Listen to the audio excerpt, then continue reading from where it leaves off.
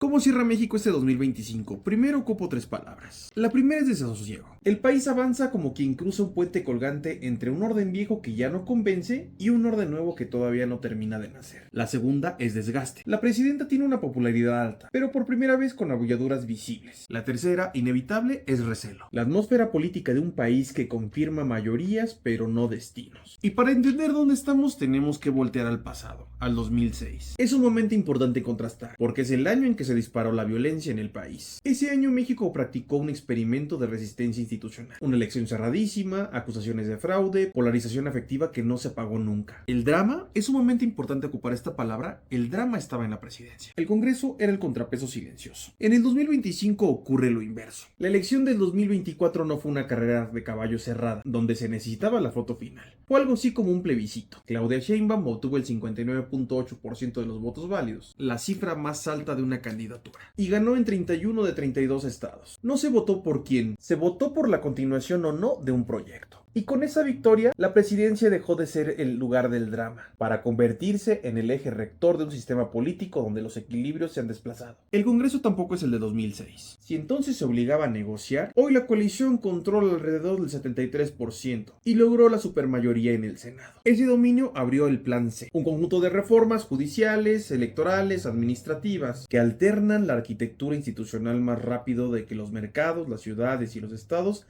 alcanzan a procesar. La reforma fue un dilema o un falso binomio. Democratizar el poder judicial para evitar su ruptura o admitir que la justicia ya fue capturada hace décadas. ¿Cómo fundar una justicia nueva en un país donde policías, fiscales, jueces y acusados aprendieron que la ley no se cumple? Se tranza. Mientras organismos internacionales hablan de la politización de la justicia, el oficialismo afirma estar desmontando redes históricas de corrupción. El problema de fondo persiste. ¿Cómo garantizar justicia en un país donde el Estado es solo uno entre varios poderes efectivos, donde la ley opera como moneda de cambio y donde una reforma que permite limpiar el sistema puede terminar debilitando la frágil autonomía judicial? La centralidad de la presidencia, lejos de corregirse, se consolidó. Las mañaneras de López Obrador transformaron el Ejecutivo en un narrador cotidiano del país. Sheinbaum hereda esa escena, con un Congreso muy alineado. El antiguo temor a que un resultado dividido partiera a México ha sido reemplazado por algo más sutil. Que un resultado abrumador normalice la subordinación de todas las demás instituciones a un solo centro de voluntad. Durante 2 décadas la confrontación política en México tuvo un antagonista claro: el PRI como símbolo del viejo régimen. Pero el viejo villano se volvió residual. El PRI tiene apenas 35 diputados y el PRD queda reducido a 1. Ya no articula nada, apenas sobrevive. El clivaje se reordenó. Hoy la disputa central es pueblo verdadero contra instituciones sospechosas. El PRI, los organismos autónomos, el Poder Judicial, Morena, el Partido Verde Ecologista de México y el PT ocupan ahora el papel integrador que antaño tuvo el PRI. La polarización afectiva sembrada en el 2006 nunca se fue. Estudios académicos muestran que la disposición a detestar al otro partido sigue siendo alta y estable. El corporativismo no murió, se recicló. El Partido Verde Ecologista, antes el PANAL, se volvió la bisagra actual de la mayoría legislativa. No es ya un conflicto de partidos, es un conflicto sobre las reglas mismas. Los actores tienden a deslegitimar árbitros que no los favorecen. La política vive una etapa donde todos se sienten tentados a manotear el tablero. México parece hegemonía guinda hasta que miras debajo del mapa. El nearshoring acerca al norte y el Bajío, un corredor productivo que va de Tijuana a Monterrey y de ahí a Querétaro, León y Ciudad de México. Mientras tanto, la pobreza se redujo de manera real en el 2008 y 2024, pero no lo hizo de forma pareja. Chiapas, Oaxaca y Guerrero permanecen con rezagos estructurales. El índice Gini bajó al 0.39. Su nivel más bajo, pero la desigualdad territorial sigue intacta. Es un país donde las estadísticas mejoran, pero los territorios no se aproximan. El salario mínimo creció en términos reales. El ingreso laboral también. El ingreso corriente promedio subió más del 10% en 2 años, pero la economía pierde fuerza. El Banco de México recortó su pronóstico de crecimiento para el 2025 a 0.3%, después de una contracción trimestral y un final de ciclo pospandemia agotado. Crecemos poco, gastamos mucho, esperamos demasiado. México cerró el 2024 con 26.715 homicidios, cerca de 70 diarios. En 10 años la violencia letal aumentó alrededor del 55%, con más de 300.000 asesinatos desde el 2006. Los corredores del Pacífico, Tierra Caliente y Bajío, pero también las zonas fronterizas concentran la mayor letalidad. El asesinato del exalcalde de Uruapan y la escena de policías huyendo dejaron claro lo que todos saben. Hay regiones donde el Estado solo entra con invitación, escolta o luego de un suceso como este. Incluso la Ciudad de México, esa isla segura, vivió asesinatos políticos que fracturaron la narrativa del control.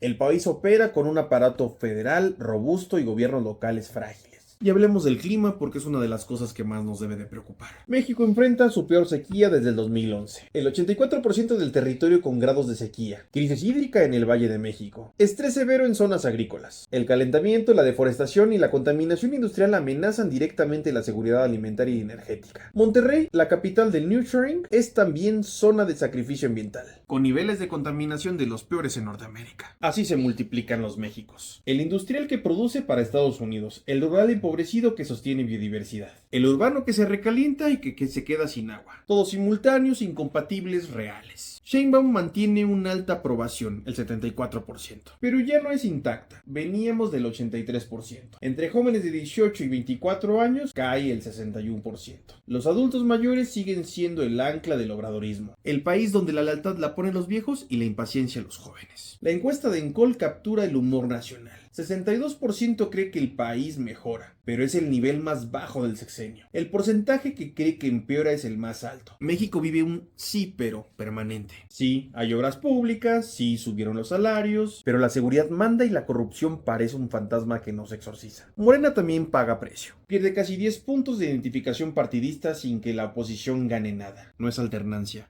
es desafección. El mitin del 6 de diciembre, 7 años de transformación, fue menos celebración que advertencia. Un gobierno muy fuerte que paradójicamente necesita exhibir su fuerza porque intuye que el desgaste ya comenzó. Y tenemos que hablar de Estados Unidos. Mientras México administra su propia metamorfosis, Estados Unidos redefine la suya. La estrategia de seguridad nacional del segundo mandato de Trump revive la doctrina Monroe tecnificada. Frente a China, el hemisferio occidental debe ser una zona exclusiva de seguridad estadounidense. Esto implica presiones arancelarias, disputas tecnológicas, renegociaciones implícitas del TEMEC, vigilancia más dura en migración y drogas, condicionamiento de inversión según alineamientos estratégicos. México vuelve a ser lo que siempre ha sido, aliado indispensable, socio incómodo y tablero de disputa. México logró que las elecciones dejaran de sentirse como un salto al vacío, pero a cambio convirtió la política en la tentación de usar una mayoría abrumadora para rehacerlo todo sin contrapesos robustos.